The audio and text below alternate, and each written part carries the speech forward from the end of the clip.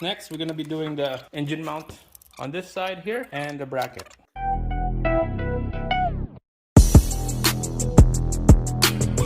Alright guys, so next we're gonna be doing the engine mount on this side here. Engine mount and the bracket. This little mount right here, bracket to the engine. Goes like that. And then this goes like this. Sounds easy? Let's do it. Alright, so here we go. 3 bolts. Big long bolts first. Those goes in here. We need to jack the engine up a little bit. Just like that. Okay, line up the bolts. Give a little bit of a twist.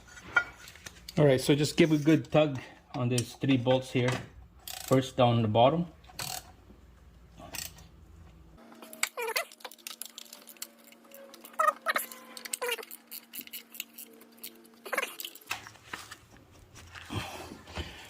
Alright, so that's done. Alright, the other piece would be this little guy right here. Goes like that.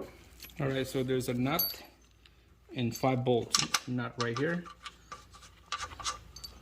And 3 and 2. So the one with the collar will be on the body.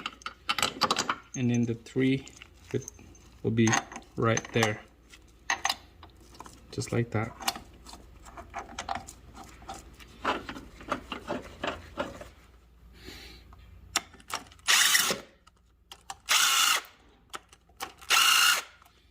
You can tell somebody was messing around because of the line here. It doesn't line up anymore. Okay, we're gonna loosen the jack, floor jack, so that it would sit on its own weight now. The engine. It's like that. Okay.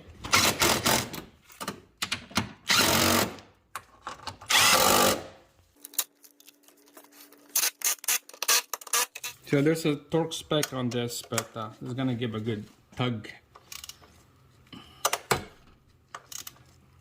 Not a big deal.